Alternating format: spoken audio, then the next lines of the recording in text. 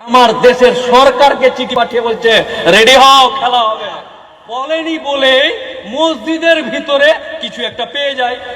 আমার বাপ দাদারা বলেনি বলে আনিসের মতো একটা ছেলেকে ধাক্কা দিয়ে ফেলে দেয়।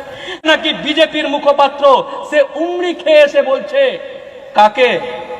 আমার প্যারে হাবিব, প্যারে মুস্তাফা, মদিনার দুলাল, আমিনার দুলাল, তার সম্বন্ধে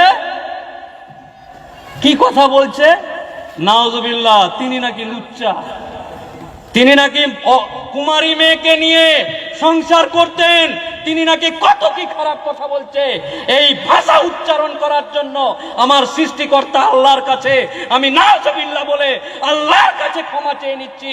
হে আল্লাহ, এই জীবন্ত অবস্থাতে মুফাক্কিরুল ইসলামের মতো মুখ দিয়ে আমার প্যারে হাবিবের মতো ব্যক্তিত্বের নামে